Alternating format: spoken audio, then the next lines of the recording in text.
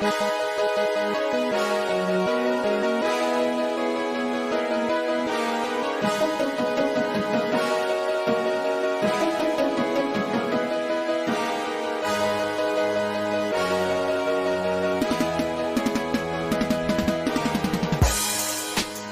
in episode number 53 St0ner Sports Radio podcast here on YouTube. Make sure to follow at St0ner Gamer on Twitch at ST0NRGAMER for all your sports needs and much more as we get into all the topics today. Some of them we'll go over last week. We'll go over the championship weekend games. We'll tell you who's drinking all the Kool-Aid. And we'll visit the sports book while we give you our picks for championship weekend. Joining me once again is my friend and co-host Zach_Huffman_ Zach, how are we doing on this thirsty Thursday? Doing good. Poor glass chocolate milk right here. Oh, okay. Yeah. I see you. Interesting choice, yeah. Well, here's the thing. You know, it's good for protein. You get a half gallon for about $1.50. Simple. Simple. Who? Genius. Brilliant. Genius. W take. All right, so let's talk about last week, right? I mean, we had some good games last week. Let's get into what transpired on Saturday. We went over games that happened last Friday in last week's podcast. We went over Iowa, Nebraska, Penn State, Michigan State, Missouri, Arkansas, Texas Tech, OU, TCU, Oregon State. And UTSA Tulane. But Saturday was a big day as well. We had some big games going on. Let's go over the first one on my list is Georgia and Georgia Tech, right? This game, again, I kind of figured this game was going to be a lot closer than people thought it was going to be. At least potentially, it had the potential to be that, right? And Georgia Tech loses by 8. Georgia doesn't score the entire fourth quarter. Georgia Tech had all the momentum in the fourth. Kind of give me kind of your analysis of like this game, and just again, we've kind of touched on the fact that normally during this time of year, Georgia seems to be on a decline before the playoff, and then they just kind of explode. I mean, are we kind of prepped for this again this year, or is where they're kind of lulling themselves to sleep before waking up again, or is this kind of something they should be concerned about this year? They've been resting for a couple weeks now. I mean, it's simple. They probably practiced no pads all week. They probably only practiced maybe 3 days, if I had to guess. I mean, they're not worried about Georgia Tech. Sure, they only won by 8. I don't think they were worried at all. If they actually had to get a stop, they would have got a stop. Yeah. Okay. Now it was interesting for betting odds. Yeah. Oh, yeah, for sure. I mean, Georgia Tech bettors. I mean, hey, you covered. I mean, you covered big time. Yeah. I mean, it was a good cover for the Yellow Jackets. Carson Beck only 175 yards, 1 touchdown, 1 pick, nothing to write home to mom about. But that's not him. Like, we know he's not Stetson Bennett. We know he's not. I think in the Big 12 or in the Pac-12, he's probably in the bottom of those conferences as far as quarterback talent goes. I think at least the bottom half. Because the thing is I would take Houston's quarterback over him. I think King is a good quarterback. I just think he's in a bad system, and I think he doesn't have a lot of those players around him that Beck does. But if you switch them, I don't think Houston's in a better spot. But I do think that Georgia is still where they're at with him. Yeah, that's kind of my example there. You go Pac-12. I think Cam Ward is better than Carson Beck. I think if you put Cam Ward on Georgia, I think they're just as good. I don't think Carson Beck would help Washington State at all. That's just my opinion. I don't know how much you agree with that, but I think we kind of know what to expect from Carson Beck statistically. I mean, I think that's true. Like, Carson Beck's nothing special, and he might prove himself to be kind of a liability coming into the playoffs. Especially if they possibly lose to Bama, and they might get in, might not get in. I think that might determine whether or not Georgia maybe turns to the transfer portal and looks for a better quarterback. Like you said, Cam Ward, transfer portal. DJ Uiagalelei. Is that right? Uiagalelei. Yeah. He's in the transfer portal. If I'm Kirby Smart, I'm taking a look at him. Yeah, I mean, I think you have to. I think these days this is still something coaches I think are getting used to is having to kind of add that to their off-season checklist is who do we want to grab? Do we want to grab anybody? I think the biggest thing in the portal, to me at least, is offensive linemen and quarterbacks, or skill position Yep. players and offensive linemen. I think are kind of the big ones you want to concentrate on. Defensive players are good, but you don't see a lot of defensive players leaving. I think it's mainly offensive players that want to showcase their talent somewhere and get playing time is kind of what you're looking for, or offensive players that are looking to improve their stance in the draft due to having the ability to be on a more competitive team. I think, Yeah. I mean, and there's definitely talent out there. So that's something to just think about. But anyways, I mean, I think that game was highly entertaining. I think it was something that was entertaining to watch. And again, if you're a Georgia fan, you're kind of sweating it a little bit maybe. But a win's a win, and you're sitting pretty, getting ready to play Alabama this week. Let's talk Yeah. about Ohio State, Michigan, the game. I was Oof. broadcasting the game on Twitch. I had 113 people watching me on Twitch, Hell yeah. just pirating the hell out of it. I'll admit Hell it. yeah. FBI, come for me. But I mean, it's I mean, it was a good time. I mean, obviously, I kind of would have liked Ohio State to come out on top here. It looked like they had some opportunities to do so, but in the end, what was it? It was Kyle McCord throwing a pick late with Ohio State with a chance to win this thing that put the nail in the coffin. And to be honest, hmm it wasn't a bad idea to try to force the ball to Marvin Harrison. It's just when you get hit as you're throwing the football, it's not going to be accurate, and that's all it took for Michigan to seal the deal. What was kind of your takeaway from either of these teams and their performance last week? I was very impressed by JJ McCarthy, especially that one throw. I think it was in the third quarter. You know what throw I'm talking about? Through the two defenders in that really Oh special window. yeah, oh yeah. I mean, just Oh, I just mean, just what a beautiful just throw! Just like, squeezed it. I mean, he was just gifting it to people. All his receivers were just getting it in a bucket all game. I, Um, yeah, he played great. yeah, I think he did play well. I think the way I described it when we were watching it was he fit that into a hole the size of a donut. He just fit it hmm in there. He also had that great over the shoulder pass to a diving wide receiver. I believe it was Roman Wilson that was diving into the end zone, and they had to review it because they hmm thought maybe his knee had touched at the 1 yard line, but it didn't, or there wasn't enough inconclusive evidence to overturn the call that was a touchdown on the field. Those passes were special, right? Those were.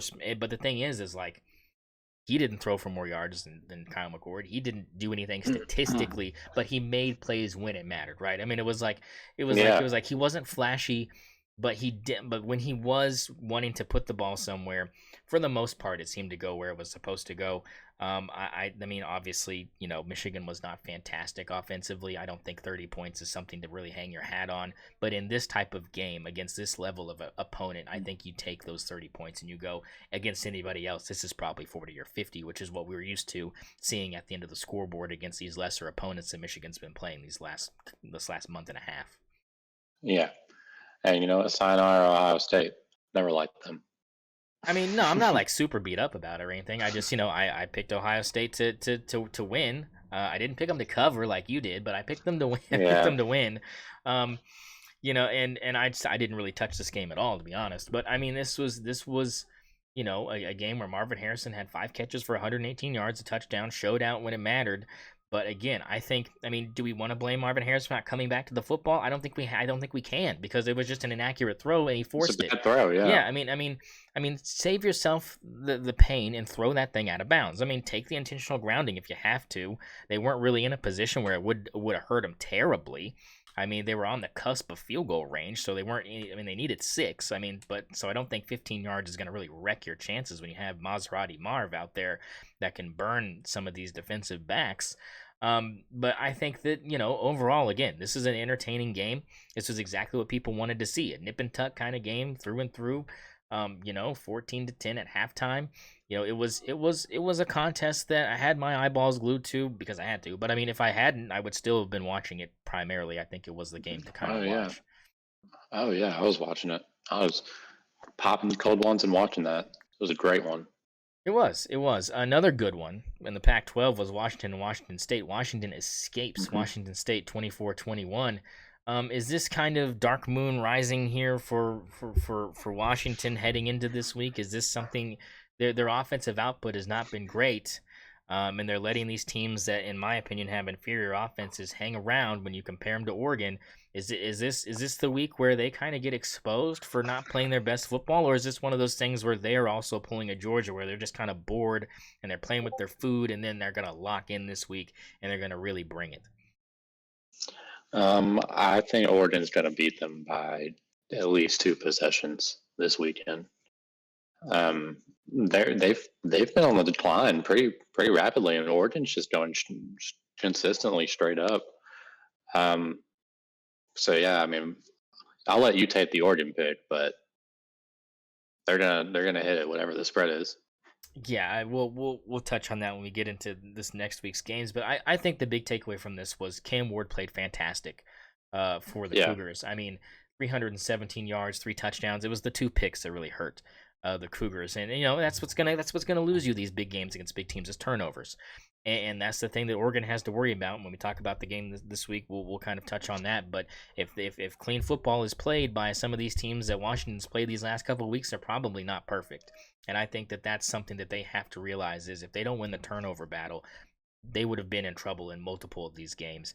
And I think that's kind of been the advantage is they've been able to kind of skate by with Penix not really turning the ball over super bad in bad spots. And their defense is good enough to beat these teams they've been playing because the teams they've been playing are not great.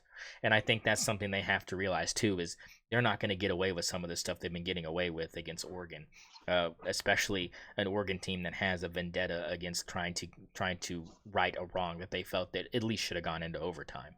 Um, and I can't disagree with that. But I think again, you're seeing Washington and Georgia on this kind of this plateau that's easing kind of south here, and I just don't know how to feel about that.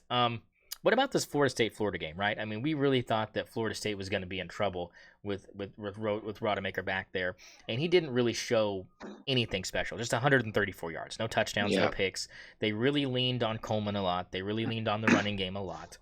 Um, and the running game, they had 2 backs that combined for over 100, but they didn't have a single guy reach over that triple digit mark.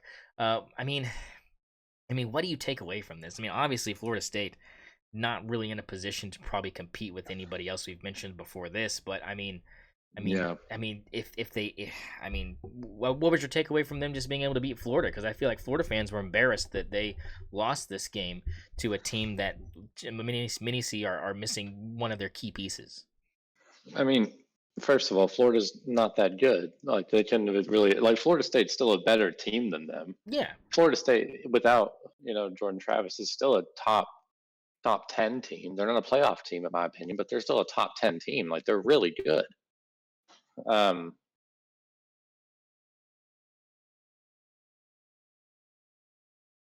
oh, well, Zach is frozen. Um, I don't know what happened there. Um, we lost Zach. we lost we lost Zach. So let me just kind of take over where he kind of left off here. Um, I don't know if that puts him in the playoff. oh, Oh, there am I he is. frozen? Oh, there he Am I is. back? Yeah, you're back. You're back. You're back. Yeah, I don't know. I don't know what happened. It you just yeah you went through a tunnel and now you're back. So there. All right, cool. Well, where did I freeze at? Um, right. You were talking about how they're probably a top 10 team. Florida's not that great. And they're not. Is Florida bowl eligible? Is 5 wins now bowl eligible, or is it still 6? It's 6. Okay, yeah, not bowl eligible now. So that's the biggest downside to that loss for the Gator fans. But overall, I mean, and this was not an entertaining game. This was bad football. I want to reiterate. I didn't watch this game because 12-7 at halftime, Florida was winning, right? And then Florida gets outscored 17-3 in the second half. But it just wasn't pretty football. That's kind of what I expected, though, because I mean, you're without Jordan Travis, your offense is not going to be moving very well, and we know what Florida is, which is not great. And so it Yeah. was just kind of like a ooh kind of game. It was like I don't want to rewatch this. Like no, don't put this on ESPN Classic. Don't do it. Um, so I mean that was kind of a takeaway, but a game that should have been on ESPN Classic and will be for probably the next 45 to 50 years was that Alabama Auburn game. Wow. I mean, what a absolute just absolute just brain dead move by the Tigers to rush two on that 4th and 31. I can't reiterate how stupid that was because they were getting pressure. Like that's the thing is like Mhm. when they had their normal 4-man rush, they were getting to Milrow. They were getting there, and in the minute you let him sit back there and just he could have graduated twice, Zach. I mean, he had Mhm. so much time back there. I mean, I didn't know if he was gonna find anybody, but he had enough time for someone to break open. And sure enough, right in the back corner to Bond, and somehow, some way gets a foot in, and here we are talking about a 27-24 victory for Alabama. Um, Go ahead and just give me your thoughts on what a wonderful game it was to watch. Yeah, I mean, I didn't get to catch most of the game, but I got to catch the end there. And that what a hell of a throw! First of all, I mean that thing went like right into the back of the end zone exactly where it was supposed to go. But I will say I watched Nick Saban today on the Pat McAfee show on ESPN. And he said they've been working on that play for a long time. You know, they call it Gravedigger. Yeah, Um, and he said that he knew as soon as he got open. Who was it? Isaiah. What's his Bond. last name? Bond. Yeah. As soon as as soon as he saw Isaiah Bond hit that, out route straight to the corner of the end zone, and that front defender kind of played on the inside, that it was going to be a catch because he beats them in the practice every time, apparently. Well, I mean, you're not going to get much better practice than against an Alabama DB for Hmm. for for the most part. So, I mean, credit him. I mean, just a fantastic play. But here's the big takeaway, right, Zach? Is you shouldn't have been in that position in the first place. I mean, let's Mm-mm. be honest. I mean, this is a 6-6 Auburn team now after this loss. They're going to go bowling. It's not going to be a good bowl, but they're going to go bowling, and you know, this is one of those games where Alabama had every right to lose this game. I mean, this was one of those where it was like, oh well, this will just help the playoff. We'll just solve this right here. It was literally a chance to really kind of solidify kind of where we were going to be headed here in 10 days or whatever. I think we were going to be looking at, okay, now they got two losses, one in conference, one out of conference. um, you know, if they beat Georgia, it doesn't matter.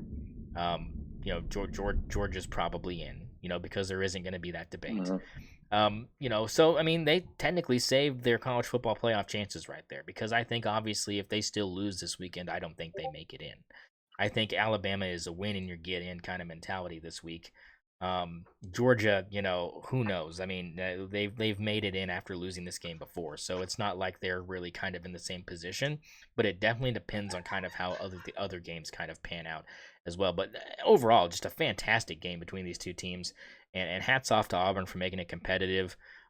Your heart breaks for their fans to an extent. I mean, I'm not gonna sit here and pity Auburn fans really that much, but that's a heartbreaking way to lose. I don't care who you are. I mean, that's rough. And, Alabama's been on the receiving end of that. So, I mean, that kick six, and they'll never forget that. So, I mean, I think that this kind of goes up there as one of those, Iron Bowl games that we'll never forget. Hmm. I think Uh, it added a lot to the rivalry. oh, absolutely. Oh my Yeah. goodness. My whole entire apartment shaking after that one. Oh, is it raining there? Oh, it's thunderstorming now over here. It's nothing over here. Here's another one for you. Kentucky beating Louisville. This one was just kind of, I think it was Kentucky's chrome helmets that kind of got it done for them. They win 38-31. They look good. Look good, play good. Did everything they needed to. Plummer had a good game. Jack Plummer, 242 yards, 2 touchdowns, and a pick for Louisville. Just not enough for the Cards to get the job done. I mean, what's your takeaway from this other than like Texas A&M probably should have hired Mark Stoops? Yeah, they should have. They really should have. Elko's not a bad hire though. No, no, Um, no, no. yeah, not even a little bit. But yeah, should have been a Stoops over there at A&M. I mean, that would have been great. But I thought that Kentucky played at their very best, and Louisville played terrible, just kind of how they did it against Pitt. So, Huh, yeah, and um, Miami, you have to bring up Miami. They probably played. I mean, because I mean, like they skated by. That was another 7 point. oh, That was another 7 point win. So I mean, these last 2 weeks they have just not been able to defensively stop anybody, and I think mhm. that's kind of the main thing. Um, LSU creamed Texas A&M 42-30. Not really. Whoa, pause. They did. They creamed them. They creamed them. They creamed them good. I'm just an oil man from Dallas here to fill you up. But that was that was just kind of a snoozer. LSU was down at the half 17-14, but they took care of business in the second half. A 21-point fourth quarter will do that. But here's kind of something you don't realize is Jalen Henderson, the quarterback for A&M, out through uh, Jaden Daniels. But Jaden Daniels ran for 120 yards on the ground. So he kind of made up for what he Yeah. lacked in throwing with his legs, which is who he is. Um, and Neighbors had a good game, 6 catches, 122 yards, 2 touchdowns. Tigers look good.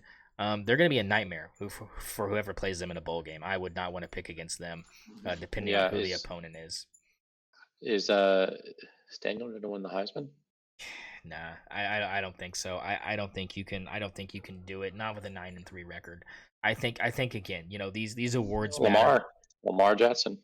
Yeah, but he's not Lamar Jackson. I'm just. I mean, like, I'm sorry, but like he's just. Statistically, he's having a better season than Joe Yeah. Burrow. I mean that's. I mean we can talk about that all you want, but I just. I mean, no My one's vote. no Oh, one's my been vote's for talking. Bo Nix. No one's been talking about him. That's the thing. That's the thing that bothers me about Jaden Daniels is his stats get brought up. He's a good player, but no one's really sitting there going, he's the guy. It seems to be still Bo Nix, Penix, and I mean, I guess you can throw somebody else in there, but I think it's really those two that are kind of going at it. I think he is kind of that third option. He'll be in New York. I don't think there's any doubt about that. I think they're gonna have to have him there. Um, but I think that overall, I if Bo Nix wins this weekend, I think that kind of solidifies where the Heisman is probably going to go. Um, but overall, just a good win for LSU. Needed to get it done and ended up really putting it away there in the final quarter. Arizona absolutely destroyed Arizona State 59-23. Nothing to note there other than 527 yards by Noah Fafita, 5 touchdowns, a pick. I mean, everybody's clamoring for him to win the Heisman, but I mean, they're 9-3 as well. I don't know really what to think about Arizona. They're playing wildly great football, and I don't think OU wants to play Arizona in a bowl game. They think that could be a matchup, and I don't know. I I don't. don't think Arizona wants to see OU in a bowl game. I mean, I mean, but the way they're playing, I don't know if it matters. I mean, they're playing their best football they've played all season this last month. So I mean, if they can keep that up, I wouldn't want to see them. But I mean, that's just me. Notre Dame destroyed Stanford 56-23. Yawn. Iowa State upsets Kansas State in the snow in Manhattan. Was a beautiful game to watch as far as visually. And lots of points here. I mean, the over hit by halftime, it felt like, in this one, it was just points, points, points. And in the end, Will Howard can't get it done. What was Yeah. kind of your takeaway from Iowa State pulling the upset? I thought Matt Campbell coached a hell of a game. Came a long way from losing And to Ohio. You're on the hot yeah, seat. You're on the hot. yeah. You wanna talk about coaches losing early in the season and then winning Coach of the Year awards? I mean, he was up Let's there talk for about that was my fourth choice out of the three I have. So we'll touch on that here in a second. Because we definitely have some sparring to do with that. But I think overall this was just an entertaining game to watch. There was no college football playoff implications, not even really Big 12 championship implications, to be honest. This was just pure entertainment, and I was here for it. And it was a game again. I picked it up in the fourth quarter and just kind of finished it. But it was a good game to watch. Overall, I felt like people had a good time in the snow. Tennessee destroyed Vanderbilt. No, nothing to note there. And here's one that really broke my heart because NC State just absolutely just bent over North Carolina. And I mean, a 19-point win over North Carolina.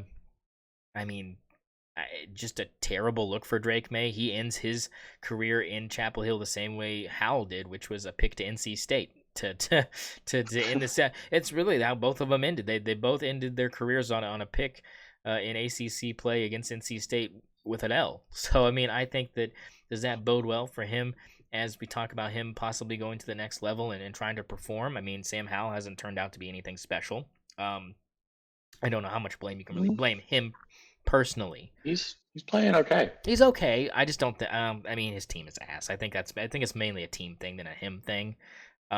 And I think Drake May could be thrust into kind of the same situation. I mean, if he goes to like a Giants or a Cleveland, or if if he goes somewhere, I mean, Seattle. I mean, if he goes to any of those places, Denver, because I think Russell Wilson's probably going to hang it up after this season. He should. But I mean, I mean, if have him on the roster, is he a top 10 pick still in your opinion? Probably, yeah. Yeah. I mean, yeah. I He's guess you probably can't. a top 4 pick.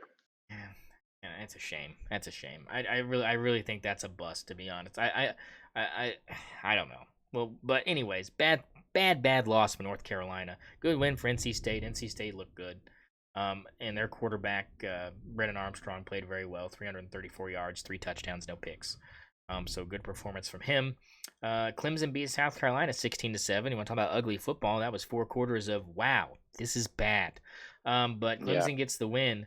Rattler is the leading passer, though. 112 yards and a pick, led both teams in passing. That is just absolutely abysmal. Um, terrible. you said he's going to the draft for sure. I Yeah, mean, he, that's he a posted a thing saying he like a was declaring third round pick. I mean, what are we looking at? Second round, fourth, fourth, fourth, fifth, fifth. fourth, fifth. Yeah, I mean, not He gonna might be be a sixth round pick. not gonna be good for him. I mean, it's okay. No, He might not go drafted. I mean, he might just get signed. Who knows? yeah, and that's not the end of the world either. I mean, we've seen players thrive in those situations. Brock Purdy, Tom Brady. I Yeah, mean, well, there are players that get signed, and there are players from nobody schools that end up well. You look at Joe Flacco from Delaware. You look at Tony Romo from Eastern Illinois. I mean, those quarterbacks ended up pretty good. Didn't play at big name colleges. There's a lot of pro players that don't play in Power Five schools end up being really good. So it doesn't mean it's the end all be all, but it definitely is something to kind of look at and go, he's not who we thought he was coming out of high school. Let's put it that way. Um, yeah. and then the last game I want to talk about is the most entertaining game this weekend, or last weekend, I should say, was Oklahoma State's 40-34 win over BYU in double overtime, baby. It was a double overtime fiesta for the Cowboys. They get the job done. Bowman doesn't throw for any touchdowns. He throws for 2 picks and 321 yards. Ollie Gordon, 34 carries, 166 yards, and 5 touchdowns. Count them, 5, a handful of touchdowns. And Leon Johnson, the third, 9 catches for 132 yards. The Cowboys have had a different receiver these last 3 games that have shown out. Rashad Owens against OU, Leon Johnson last week for them, and of course, no one wants to mention the UCF game, but no one really showed up for that game. I don't know what happened there, but I mean overall, just a very entertaining game. Give me your thoughts on BYU giving the Cowboys their best effort. Um, Once again, I'm going to say the refs read the game for the Cowboys. Get out of here. I mean, I was watching most of this game, but I caught the end of it on the radio. Obviously, I'm watching this game because the Cowboys lose, and then OU gets into the Big 12 Yeah. championship, and I get my rematch with Texas. I'm so upset that didn't happen because BYU looked like they were going to beat the hell out of Oklahoma State in that first half, and then what happened? Well, I don't know. They started just handing it off to Ollie Gordon. He probably rushed for 45 times. I don't know. They're How many carries did 34. he They're have? 34. Yeah, And 34 damn and, and I carries. think and How I many in the think second half? yeah, I don't know. Let me Hmm. see. I can open up the box score. I don't know if I can. Can I do it by half? I think I should be able to do it by half. Box score. Oh, it's not showing. It's not showing. Not showing first half versus second half, which is disappointing because you would think ESPN would be on top of this. Let's go team stats. I know team stats are divided, right? No. Wow. Shocked. Yeah. ESPN, get your shit together. I don't know how many carries he had in the first half, but I guarantee you it was probably less than 12.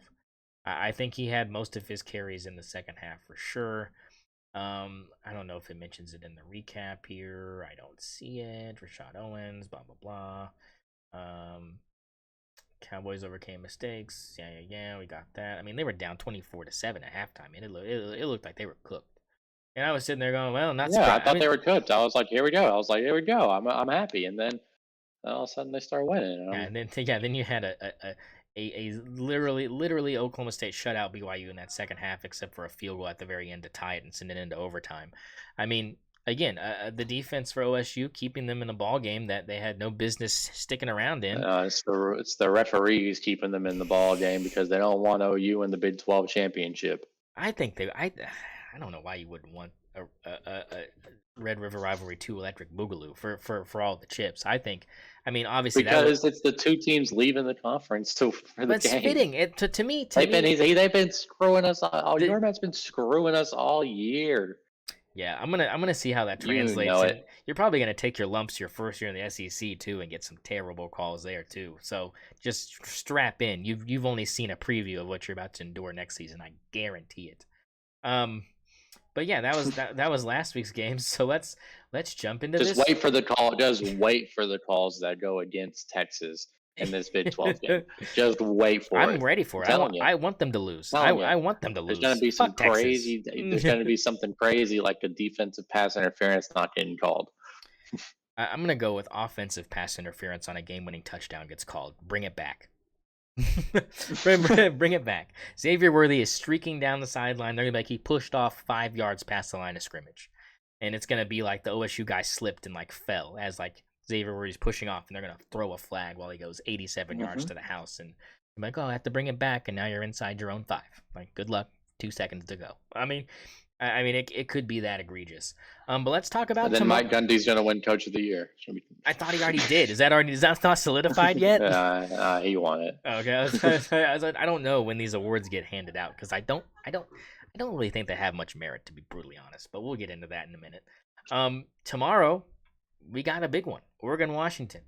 Right now, according to DraftKings, this game is Oregon -10. So you've got your 2 possession cushion here for the Ducks because of just how they're playing right now. And again, I think people are seeing the same thing we're seeing: the upward trajectory for the Ducks and the downward trajectory for the Huskies as far as where these teams are playing right now.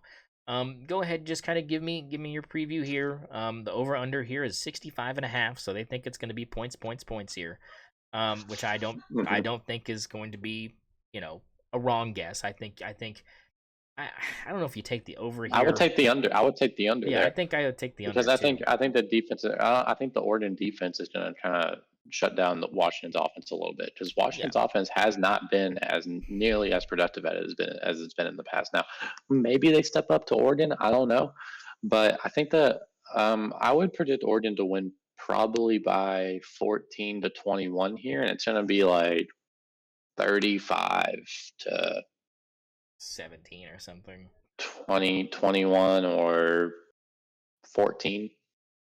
If they can hold them to 14, I'll be impressed. I think people kind of overestimate how good our defense is. Our defense is okay.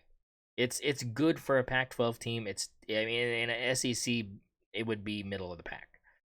Big Ten probably would still be top half because of how top heavy that conference is. But I think you put them really anywhere else. I mean, statistically, they're not. At least I don't think they're very, very much in here. Let's see stats here. Let's look and see where they rank here. We can take a gander. Team stats. Here we go. So defensively, as we take a look here. Well, is it gonna show me defense? It's showing me all offensive stats. So we won't know. We don't know. We don't know anything. We know nothing. We know nothing. So thank you ESPN for once again just absolutely sucking eggs at recording stats because they've got all the offensive statistics you could want, but I don't see any defensive stats. So that's fantastic. Anyways, maybe on the homepage we got something I can look at here. Maybe I'm just missing it. And I'm stupid. No, there's nothing here. We're Oh, nope. Here we go. points against, top 10 in points allowed with 15. We're allowing 15.9 points per game right now. Second highest scoring offense in the country. Um, that's really the only stats they really have showing. Because when I click full team stats, oh, hey, there we go. There it is. It was just on a completely different tab for no reason. So right now in the country, they're a top 20 defense. They're allowing 306 yards a game. Um, Not bad, but here are teams that have a better defense than us: Nebraska, SMU, Troy, UCLA, Texas A&M, Notre Dame, Iowa, Clemson, Air Force, Ohio, Ohio State, Michigan, Penn State, and Notre Dame and Georgia. Those are all teams that. But you didn't say Washington. No, Washington is actually they are really down here. Washington's defense Exactly. is And not that's the great. game. Yeah, they're like in like the 50s down here. OU has a better defense than Washington. Um, Oklahoma State, I think, has a better defense than Washington. I don't see them on here though. They have a really bad defense. I don't think they have a really bad defense. Where are they at? Gotta be on here somewhere. Oh, there they are. They're below. Well, Oklahoma State has a worse defense than Washington, but that's not surprising considering what happened in Orlando. I think that kind of skewed some of the stats. But anyways, you know, we're talking about a team that should be able to look at film from the first game and look at the film from the last 4 or 5 weeks and really kind of have a good game plan for the Ducks to take advantage. I kind of agree. I as hesitant as I am to be confident in my Ducks, I think I have to be because of the way that Washington is playing. Now, would it be stereotypical for us to lose this game? Absolutely. I think it's definitely in our nature to lose games like this when we have stuff on the line. But I believe in Bo Nix. I believe in the defense to be able to contain Penix compared to what happened the first outing. So yeah, I kind of went with you. I think Oregon. I think I'm going to take Oregon minus the 10 when we get to sportsbook time. I think it's probably a good pick. The other game in the night is New Mexico State Liberty. Liberty 11-point favorites over the Aggies. New Mexico State 10-3 beat Auburn. That was kind of their big win of the season. Of course, Liberty undefeated, should be a college football playoff team. I don't understand why the committee is overlooking the Flames. They could definitely flame some of these teams that are getting mentioned here. And yes, I am joking. Calm down. I am joking. But Conference USA Championship gonna you gonna be flipping back and forth between these two. I'm sure on my YouTube TV they'll be split screen. Probably not. Because that one game starts at 6 o'clock Central, the other game starts at 7. So, anyways, good stuff here. I think Liberty should probably cover the 11. They're undefeated. They're it's gonna be good. It's gonna be in Virginia. So Liberty will have a chance to have that home field advantage and probably get that done. Saturday. Let's start with the early game. Oklahoma State and Texas. Texas favored by 15.5 down in Arlington. Go ahead and give me. And they will hit it. All right, he's taking the 15.5. I am. I'm taking that. I want that. It's a lock of the week. Texas is going to beat the dog shit out of OSU. Wow. I mean, I'm talking 30-34. They're going to run up the score because they want to impress the playoff committee. I mean, they should want to, but I don't. It's going to be like 4. It's going to. I've already actually got another pick for you. Can I make 2 Texas picks here? I mean, you can. Do you want to do picks now? I mean, it's just my Texas Oklahoma State picks. Okay, go for it.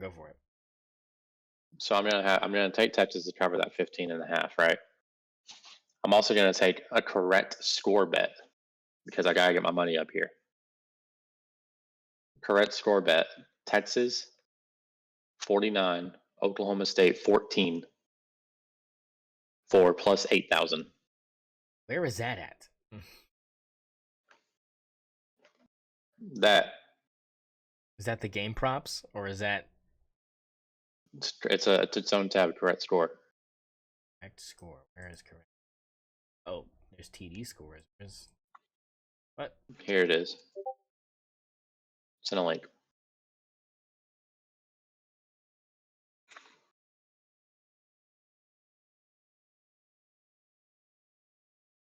No bets available. That's a lie.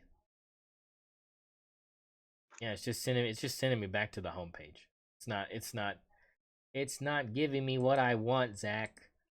I Um sent the link in the yeah, no, that's what I clicked. chat. That's what I clicked. It just sent me to Oh, the regular. Let me see. Quarters, halves. Is it in game props or is it in? You said it's its own tab. no, it's its own. Yeah, it's Or wait, no, no, There, no, no. there's Wait, the where is race. it? There's the race to the points Hey, tab. yeah, it's in game. It's in game props. Okay, so scoring specials, odd even both teams to score X winning. Correct score. There it is. Correct score here 49-14. You're taking Texas. 49. Oh my gosh, there's so many options. Oh my god, it just keeps going. All Yeah, right. All right, Texas 49, Oklahoma 14. Where the fuck is it? 9, 45 to 9, 49. Holy crap. They're at 48-14. That's not it, right? no, I found 49-14 49 for plus 8,000. 24 plus 8. Oh, they're all plus 8,000. Um, is it towards the top of the list? I'm like way down here. Just control F it. Just control F Texas 49.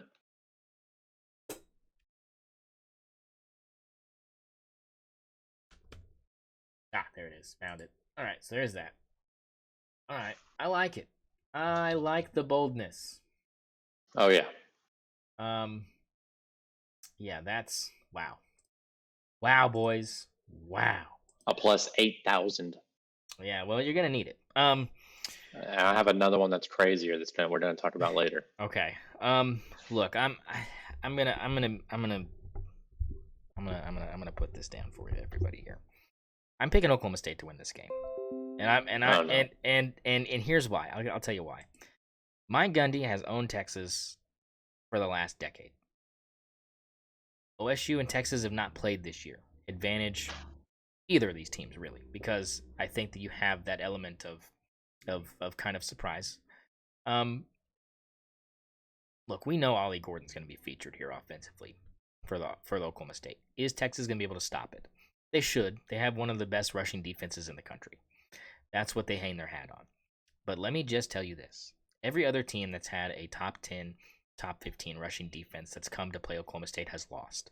And Ollie Gordon has had over 100 yards against all of those teams, and they have not been able to stop what they know is coming. Now, Oklahoma State knows they're underdogs. Mike Gundy says he likes it that way. We've heard that several years in a row. He loves being the underdog. He knows that's just Oklahoma State's culture is they are underdog university. I think that yeah, little brothers. yeah, I think that, and it's not just OU. I think it's just in general. I don't think a lot of people take them seriously as a football school, even though they have been relevant for the last 2 decades. As far as BCS and college football playoff potential, especially in the last 10 years. I just like the spot they're in, right? I think Texas is not playing good football. I think they're kind of, again, it's kind of like Washington and Georgia. They're not really beating the teams they're supposed to beat by margins that are acceptable by Texas's standards. And I think if they play the same way they played against Houston, or the same way they played against TCU, the same way they played against Kansas State, they're gonna lose. I don't Yeah, I don't think that that's debatable, and I think that I'm betting on this. I'm betting on Quinn Ewers to puke down his shirt. I'm betting on the fact that there's no Jonathan Brooks to super help OSU defensively. I think that makes Xavier Worthy able to be double covered most of the game because you don't have to worry about anything else. Trey Sanders, not healthy either. Their star tight end hasn't been healthy all season, hasn't really contributed recently. I think you have to look at that as well. Alan Bowman has better stats statistically than Quinn Ewers. He has more interceptions than Quinn Ewers. He has 10 touchdowns and 11 picks. Alan Bowman is going to have to beat Texas. And he's done it before at Texas Tech. They beat him by 20 plus points. So I think that also is something that kind of Texas has to watch out for, is Alan Bowman doesn't like Texas either. I don't think that there is any love lost between these two teams. I expect it to be very chippy. and I expect the day on Saturday to get started off with a lot of fireworks. I think this over under a 54.5, I think it's going to hit. I think you have to take the over here. I think both these teams are going to score. I think Oklahoma State's going to keep this thing close. I'm thinking a score like, I don't know, 38 to 31. Something we've Wow. seen. I think both these teams are going to be just scoring relentlessly. Um, as bad as Quinn Ewers, I say, is going to play, I think his version of bad is still good enough to put 31 on the board. I think that's kind of what you're looking at, and you've seen that against these teams. They've put around 30 points on the board against these teams in their close wins. So I think that's probably a good estimation of kind of where they are offensively right now. I think OSU's defense has got to be ready. I think Nardo has got to be locked in. I think you can't have a half like you had against BYU where you're feeling things out and then shut them out in the second half. Because if you do that, then like you said, it's going to be 42-7 at halftime, and Texas is just Yeah. going to coast.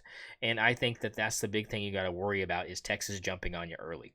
If you can keep this game close until halftime and you can keep it close in the third quarter, what happens to these teams is Ollie Gordon wears these defenses down because he just keeps coming and keeps coming and keeps coming. It's like you take those gas station pills, you just keep coming, and it's Oh just yeah. that rhino horn, it really gets to you. But I mean, I'm I'm telling you that I just have this feeling that Oklahoma State is on this trajectory to get the job done because no one thought they would even be in this conversation when this season started. I didn't. You didn't. I thought this Yeah. was going to be a 7-win football team at the best. And to be a 9-3 team and having a shot at a Big 12 title is something that I don't think Oklahoma State's going to take for granted. I think they took Yeah. that Baylor Big 12 title game for granted. Um, I think that the other times they've had chances to win it, it's come down to Bedlam a couple years where OU has won that game. But when it hasn't, you know, it's been since 2011 that this team has been conference championships. It's been a decade. But they've been in the conversation and had chances to win it several times since then. And they have Oh dropped the yeah. ball. And I think they're kind of due to do that. And I think Texas is due to kind of overestimate the Cowboys. I think they don't look at OSU as much of a threat. I think they look at it the same way they look at teams like TCU in Houston. And I mean, mainly Kansas State is probably the best comparison, I think, for this team. I think you look at the Kansas State Texas game and you're going to look at probably a mirror image of how this thing is going to end. Only with Texas on the losing side. I just don't. And I don't want to be super confident in this pick. I'm not sitting here saying, "Oh, this is gonna happen." I just have a feeling. And so far this season, go with my feelings. I have a winning record. Go with my feelings. I mean, I think they'll at least cover this. There's no way I'm not taking Oklahoma State to cover this 15.5 because I just think it's this type of game. And I think that, Yeah. and I think as much as you want it to be 49-14, and it could be. I'm not saying it can't. I mean, look at the UCF game. I mean, we know what the worst OSU can play is. But hey, this is indoors. There's not going to be any elements you have to worry about. There's not going to be this. There might be a little bit of home field advantage because it is in Texas, but I don't know how much of it's going to be because you're playing a team that's living next door technically. I think it's going to be primarily uh, Texas people, but I don't know how. I don't know how it's going to be split. Is it going to be 60-40? I pretty think pretty. 60-40 is It'd be like probably. 80-20. I mean, if it is, so be it. Um, Yeah. I, Hey, I, I I mean it's mean, fine. They're gonna lose by a lot, I think, but I mean, they'll hey, be okay. And after it's. they've had a good season, they've had a good run, and I'm sure at the end of this year they'll probably hang the zebra stripes uniform, retire that jersey. But you know, And they're gonna need it they're if what you're saying is gonna happen. They're gonna need it. But I think it's yeah, good. they're gonna get it. I'm gonna be They're locked gonna in get though. that whistle. I'm gonna be locked in. Oh yeah, I'm gonna be I'll be locked in. locked in. The next game on the slate is Georgia and Alabama. This being played at Mercedes-Benz Stadium in Atlanta, home of the Falcons. Georgia -5.5 is your line here. Are you rolling with the roll tide here?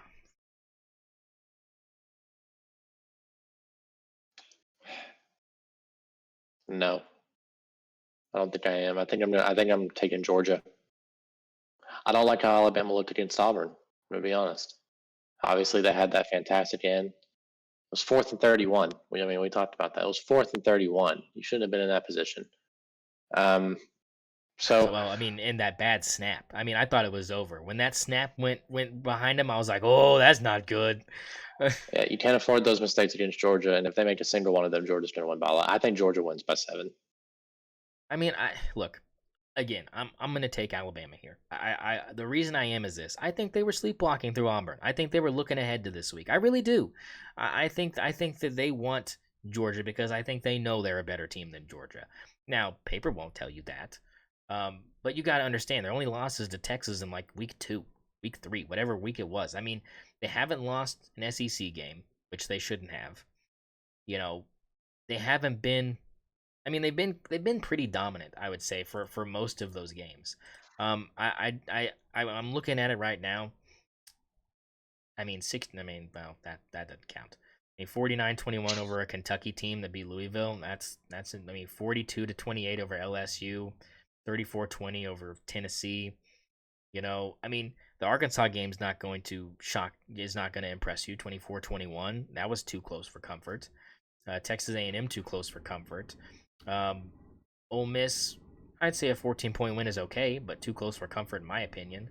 We all knew how bad that South Florida game was because of the elements there and the delay and everything like that. 17-3, not super impressive, and of course blowing out Chattanooga 66-10 is just irrelevant.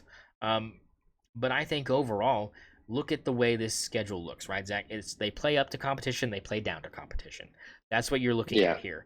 And so I think again, they were looking ahead. I really think that's what it was. I think they were just like, oh, Auburn stinks. Peyton Thorne is ass. I mean, like there's no way that they're competitive. And what happened? They sleptwalked through it and almost got caught napping. I mean, that's literally what happened. yep, They almost got caught with their hand in the cookie jar, and luckily he dropped that ball right in the cookie jar. I mean, it was one of those where it was like you shouldn't have been in that position, like you said. But it's like look at the schedule and look how they play against bad competition. They don't play well. They don't play up. The energy is not there. And who do I blame for that? Nick fucking Saban. I blame Nick Saban for not having his team emotionally prepared to destroy teams on a week to week basis. And that's why I think that he's gonna have them. I don't think there doesn't need to be anything said. They're gonna be up for this game, and I think that they're the more talented team overall. And I think it starts at the quarterback position, and I think it emanates through skill position players. I don't think that Georgia's skill position players are better than Alabama's. I just don't. And I think that half of that is the fact that Carson Beck can't get it to those players if they are better. I think it's one of those things where it's like you're suffering because Carson Beck is above average, but he's not fantastic. And Jalen yeah, Milroe has been playing way above where he was at the beginning of the season. As the season's gone on, he's played better. I don't think he's not going to be in New York. I'm sorry. He's not going to win any awards. I don't think so. I just don't think he's that guy. Um, but I think that you have to respect the fact that he's improved throughout week by week basis. I think he looks great. So I mean, I think Alabama here is a good spot. I think they need to win. Obviously, they need this game, and I don't know if Georgia is in this position where they feel like they need it. But I think that some of these games, now if OSU wins, I don't think there's any doubt about it that Georgia can lose this game because yeah, somebody from that Oregon Washington game is going to lose, and if Texas loses, I don't think there's anything to argue about. Um, I think this is going to be the most entertaining game of the afternoon, and I don't think anybody's going to disagree with that. yeah. I think I would agree with that. Another game that's going to be going on simultaneously with that one is SMU and Tulane. Tulane 3.5 point favorites over SMU. Of course, Preston Stone probably isn't going to play. He got hurt last game. Yeah, I don't know if he's going to play, and I think that's a huge advantage for Tulane. I think I heard somewhere that he's not playing. Yeah, I mean Tulane being a 3.5 point favorite with him not playing, give me Tulane to cover. I mean, like that. I don't think you can. I don't think SMU is going to be able to compete if he's for sure not going to go. And I don't think that they know for sure or not because I think if they did, this line would be a lot bigger. Yeah, yeah, I Um, could agree with that. I don't know. Tulane, the line should be bigger anyways. I feel like Tulane's the better team. they are. I can't. I mean, 10-2, Even if they were healthy, yeah. even if FSU was healthy, I mean, if Preston Stone was playing, I mean, I Yeah. think they're the better So, team. I think Tulane would have given OU more fits than SMU did. oh, for So sure. like, what are we doing here talking about 3.5 point favorites? I That's mean, an their easy only their easy only take. their only two losses are to Big 12 schools, TCU and OU. Those are the only two losses SMU has. Um, So them going to the ACC not looking great. Um, but I think you look at SMU and I think that would this game be competitive? I guess it could be. Without Preston Stone, I don't think it is. I don't think it is. Uh, I think Tulane wins hmm. by 10 or more if Preston Stone doesn't play. I don't know why this line is so low. It's kind of creepy. I don't like it. Yeah, what Uh, do they know? yeah, you gotta know something. Is and I think that it. I think Pratt's playing. I don't know if someone said Pratt wasn't gonna play either. I think he's skipping it to forego the draft. Is if that's the case, then I can understand why it's 3.5 because it'll just be like battle of the backups. But I don't know if Pratt is playing or not. Let me see what it says here. There's gotta be some stuff about this somewhere, right? There's gotta be. Yeah. Um, I mean, I don't see anything on like Tulane's homepage about him not playing, but you want to take a gander for me and see if there's any validity to that? I don't know if he's skipping that or not, but that would make sense. The line being so low, if that's the case. Um, the other game that's going to be going on in the nightcap is number 2 Michigan playing number 16 Iowa. That game at Lucas Oil Stadium, home of the Colts. And Michigan is a 22-point favorite. Give me the Hawkeyes to win it straight up. Are you serious? I think I am. I think I am. I think I'm serious about You think you're this. I serious, think I'm really? Because serious about this. this is the other game I had the correct score for. Ooh, okay, okay, It's a go. plus 9,000 odds. Okay, what do you got down here for plus 9,000 odds here? Michigan 21, Iowa 6. 21. Wow, that's a low. I mean, well, Iowa's defense is really good. Iowa's defense is really good. 21 to 6. 21 I to. think Michigan's going to coast here. I mean, 21 to 6. I mean, for Michigan, probably is coasting against a team like this. Let me go down here and see. I think they're just going to run that clock down to the game over with. Let Iowa get their measly 2 little field goals. Call it a day. 1, 2, 6. Go ahead and Control F this one. You're going to go Iowa 6. Iowa 6. Iowa 6, Michigan 20. Iowa 6, Michigan 34. Iowa 6, Michigan 33. 619. 16. 633. 624. 7. 638. 629. You really scrolled down here, didn't you? 6-9. Oh, I'm sick. It's 640. Oh, there it close to the is. I bottom. see it.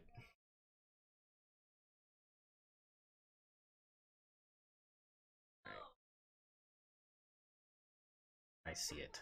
I see it. Now I got it. Now I just gotta get. Now I just gotta get there. In.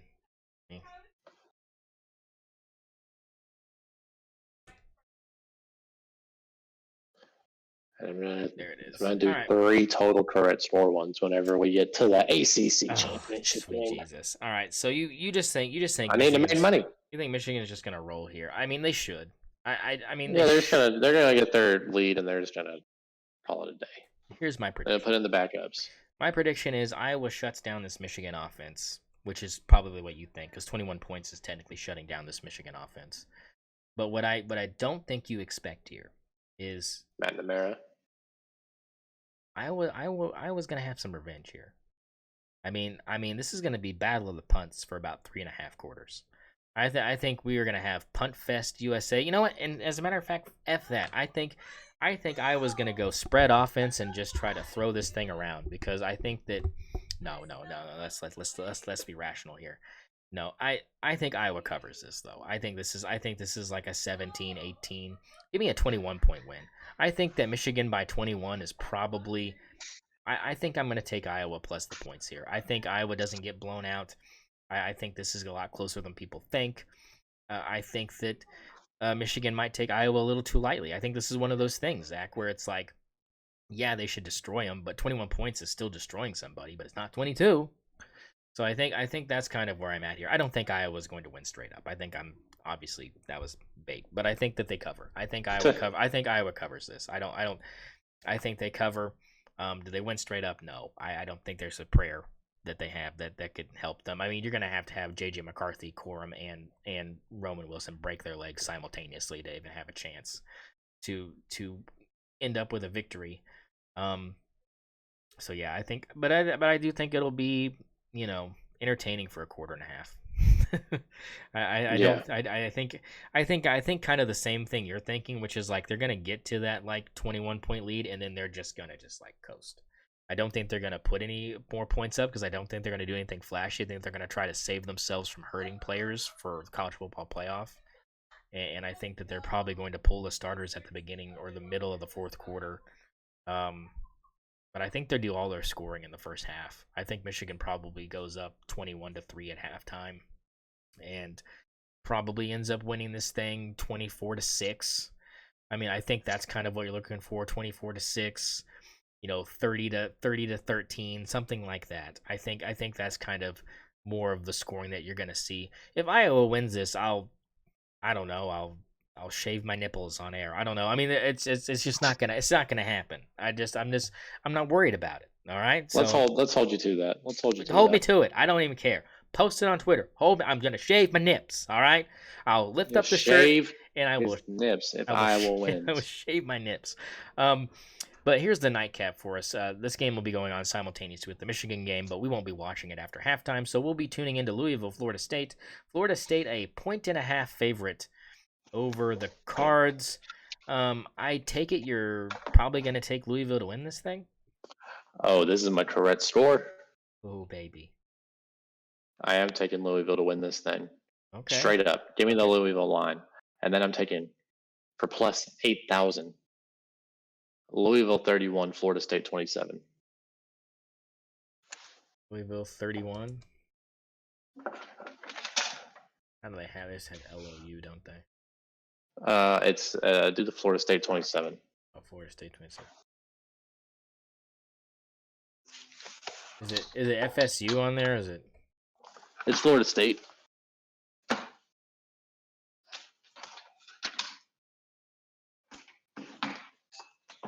No? Doing this wrong?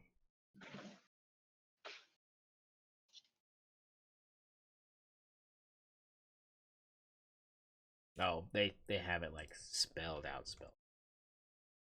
Florida State 27. Louisville what? 30? 31. 31. Towards the bottom, I take it. Yeah, I think so. Oh, there it is. 27-31 Louisville. Oh, yeah. Plus 8,000. So there's that. And then you wanted to take Louisville plus the 1.5 as well. Yes, sir. Okay, so we'll get that in there. Louisville plus the 1.5. Bam, there's They're going to that. screw me again this week. Okay, we got 1, 2, 3, 4, 5. Yeah, one more pick you can make here. Do you want to pick Michigan minus? You're picking Michigan minus the 22. Is that what it is? No, I picked correct score 21 to 6. Okay, but you don't want to do. I'm just saying you have one more slot available. Do you want to take I might them as well. to? I might as well take Iowa to cover then, right? Okay, all It's right, a yeah, 22-point spread. yeah. I mean, that's what I'm saying. Like, I like undercover. And at 6 cents a pop, you're looking at That's a crazy parlay. crazy. Unfortunately, your picks cannot be parlayed. Um, so that's rough. As We're far gonna do as the math. yeah, Jesus. I mean, how would you just have to add them up, right? I think so. All right, so let me add it up real quick and we can go into an odds calculator. 8,000 times 2 plus 9,000 and minus minus 110 minus 108 other minus plus 24,674. And what you would multiply that times 0.06? What's the number again? 24,674.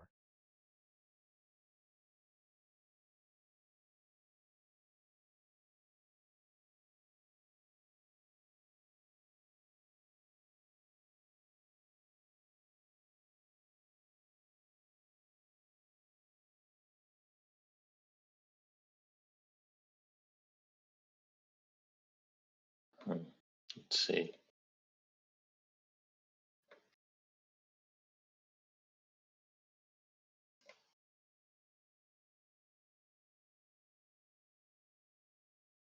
That amount 0.06. Bet one. Here we go. I got a parlay calculator out here. My payout, so it's 6 cents. So here we go. My payout would be $14.80, baby. No, there's no way that's right. Yeah. I can hit a parlay here. Here we go. What are they again? No, I'm doing it right now. Give me a second. Plus 8,000. No, you're looking at way more than that. Here, let me. Oh yeah, I think I did it wrong. Plus, Yeah, I want to see it myself. Okay. Keep the bets going. And it's minus 110. Oh my God! If you get this right, minus 108. Get this right. And then so it's the 8,000, 8,000, 9,000, minus 110, minus 108. And what's the next one? All right, so let's see. So here's the 6 I got. Minus 108, plus 8,000, plus 9,000, plus 8,000, minus 108, minus 110. Your parlay odds, you would win. Oh, I got him. You would win $263,000. Let's go, baby. Oh my Bid money. Oh my God! Off of 6 Bid money. cents. Bid money. Of 6 cents. Bid money. Bid money. Bid money. Oh I mean, there's no shot. This is the end. This is the end of the season. End the season, baby. Oh my gosh! I mean, plus what is that? 400 plus 422,782,591 odds. Like whoa, whoa! If this hits, I'm a legend. If this hits, you're gonna be sad you didn't send 6 cents to Kansas City. I mean, you can't parlay it on DraftKings anyway. It doesn't matter. But I mean, but if you could, they'll talk about me forever. Oh, they would. I mean, that's that. Wow. All right, but then so what if that hits? Jeez. You'd have to buy a lottery ticket. Like you have to buy a lottery ticket. I'd have to, yeah. But yeah, we'll take a good old 1, 2. I need to make sure all this is in the picture. There's that. All right, so there's that. There's your parlay calculator there. In from Jiminy ball sacks. That is impressive. If you hit that 422 million, oh my God, that's so much. Like, oh my, I mean, there's a reason you can't place this bet. Yeah, they're like, this is unhealthy. Like you have a problem. like we'd make this bet for you, but we feel like it would probably be against your sickos. Yeah, that is a definite sicko bet. That is 100% a sicko bet. Go ahead and grab this real quick from the screen. Paste. Got that taken care of. There's Zach's parlay bet here. Wow. You have the number still pulled up? I exit. The number? Yeah. With the odds or the amount? The amount. What was the amount of the amount I have is $253,669.56. 253,000 what? $669. How many cents? And 56 cents. Okay, so we're gonna round it up to 670. So that's the number. I just had to keep that on hand because I exited out like an idiot. All right, so there's your St0ner Sports Book picks from Zach. Here's mine. I'll give you guys mine because I guarantee you mine will be able to be parlayed because I'm not gonna do exact scores because I don't need it that bad. Okay, I'm down, but I'm not down that bad. All right. How bad am I down? I'm pretty down. I lost $3. I'm pretty upset about it. Yeah. I've got I lost 250, so I got $5 to bet with. So I mean, we got some room, we got some wiggle room here. You Um, can't make a parlay like me. yeah, it's gonna be. I'm gonna take Oregon minus the 10. Take Oklahoma State plus 15.5. I will take Alabama plus the 5.5. I'm gonna take Florida State minus the 1.5, and Iowa plus the 22. And then here's my special of the week. Give me Navy plus 2 over Army. I don't trust the Black Knights to get it done against the lovely people of. Well, I mean, I guess I shouldn't do that game. Not the Navy. That's next week. We can't do that. We can't do that. I'm not going to do that. Well, I'm going to take Tulane minus the 3.5. I think that's probably a good bet to do here. How much can I bet per thingy? 5 divided by 6 is not great, but I know Do a dollar on 4 of them and split 50 cents. that's 80. It's 80. We'll do 82 cents per. 82 cents per. Oh, there we go. 82 cents per pick here is gonna put you at pretty decent here.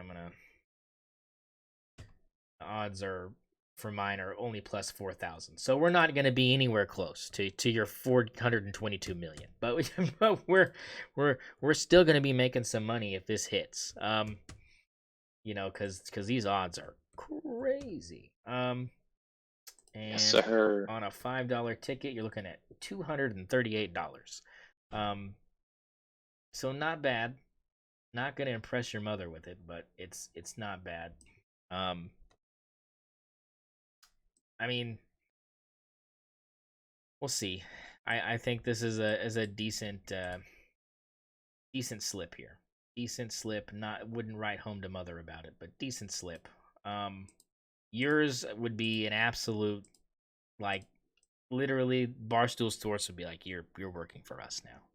And you would say I'm turning down that offer because I don't work for a misogynist, and I'd be like I admire that. I don't know. I have a number. Yeah. I was like, let's be real. We would say yes.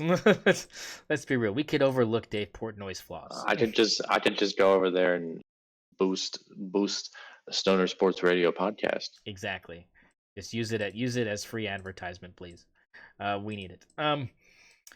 Look, I mean, this is definitely it's gonna be a week, right? Like you've got things happening this week, guys, that are not gonna happen again the rest of the year. It's coming down to the end, where we're getting there towards the end. Um, Look, I mean, it's gonna be big.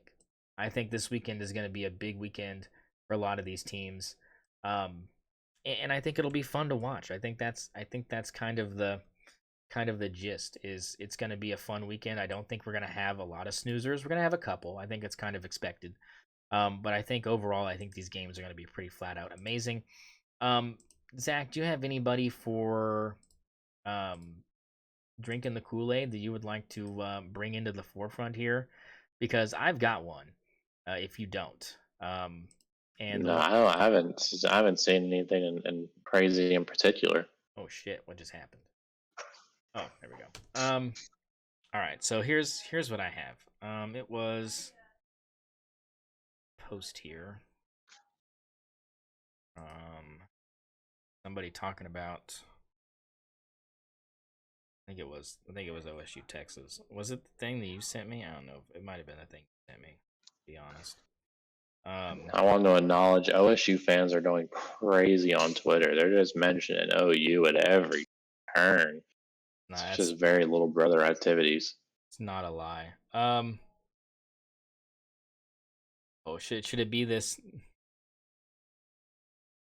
Should it be the Boomer Beamer Brent Venables beating up Sark to a pulp tweet? Don't know if that's Kool-Aid enough. Um,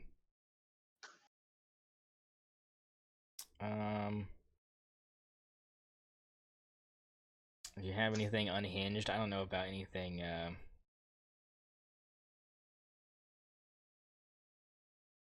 Anything here? I don't, you know what? Let's see if we got anything. Let's see. I'm gonna type in Oklahoma State and see if I can find something completely unhinged.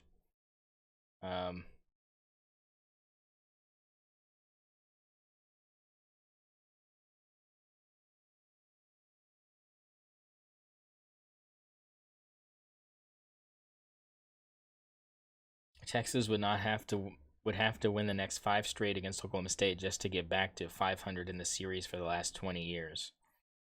That's just a fact. That's not unhinged. True.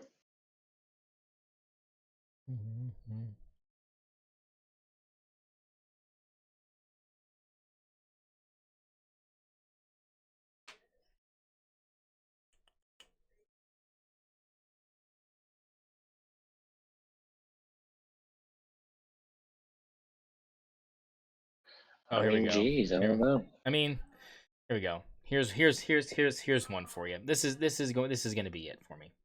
I'm gonna go with Big Game Boomer because he is obviously unhinged all the time. Terrible takes. And I think that's what he's here for is big takes. So here is the tweet. It is from 25th here of November. So I have to go back 5 days here. So that's gonna be a little bit rough. But I'm just gonna go ahead and send this to myself. And that'll be the easiest way to do this. Sending it to myself. There it is. Send. Now I can pull it up here. Hooray! Hooray! So here it is. Here's who's drinking the Kool-Aid. Pull it up right now for y'all and read it. And as we pull it over here, and I will slide this over. You want some Kool-Aid? Man, you know I want some Kool-Aid. Show the love, bub, drink the Kool-Aid. It ain't the end, baby, it's a new day. Future so bright, I bought some new shades. So stack bottoms up, drink the Kool-Aid. So Big Game Boomer says Oklahoma State lost to South Alabama. The 2 best teams are not playing in the Big 12 championship. OU deserves to be in Dallas. They are better than OSU. Ooh, Drinking I am the drinking Kool-Aid. Kool-Aid. Drink. That's so true. Drinking That's the so true. And you know it, and everybody knows it. Everybody knows that the Red River rematch would have been much, much better of a game. Everybody knows that Oklahoma State's not as good as Oklahoma, and I don't know what happened in that game in Bedlam. I know one thing that happened: that pass interference wasn't called, and that was the reason. But that's the reason that Oklahoma State's in this Big 12 game is the referee's been helping them all year, so they can get here and they improve to the rest of the Power Five that they're not going to be the bottom of the conferences anymore because the big money dogs are leaving. You lost to a team that lost to South Alabama. That's how you should look at that. Yeah, but you lost to South Alabama. Don't look at me. I'm not an OSU fan. I'm just stating facts. You're a secondary fan. You took an OS. You took an OS. I want everybody to know that this guy took an OSU backpack It's to the an only OU game. And basically left a terroristic threat to OU Stadium. Hey, I hit it pretty well, okay? There was no shot that was going to be seen as an unaccompanied bag in the open, all right? I hit it. So? I hit it behind that architecture building like a pro. No one looked behind that AC unit. Nobody.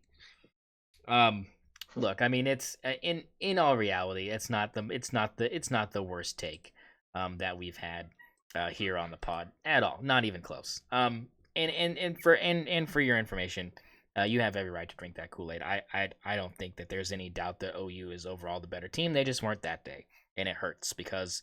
And to be honest, I don't even think it comes down. This would be a playoff game. It doesn't even come down to Bedlam for me. I think this is what OU fans are kind of missing here. The Kansas game hurts you more than Bedlam hurts you. Oh yeah. I think that was the game that I think hurt you more than losing to Oklahoma State, because you lose to Oklahoma State. If we didn't lose to Oklahoma State, this Big 12 conference championship is likely a playoff game. No, I agree with. I don't know about that. If you're saying if you did lose to Kansas or didn't lose to Kansas, If we didn't lose to OSU, but you still lost to Kansas. yeah. I see. I feel like it's the other way around. I feel like if you would have beat Kansas and lost to Oklahoma State, I feel like you would still be in the Big 12 title game for sure. Playoff potential, I don't know. I think you'd still be on the outside looking in. I think there's just too many. Some things would probably have to happen. Yeah, there's too many one-loss teams and undefeated teams that would need to lose in order for it to be acceptable. But I do agree that the matchup is more tantalizing between OU and Texas than OSU and Texas.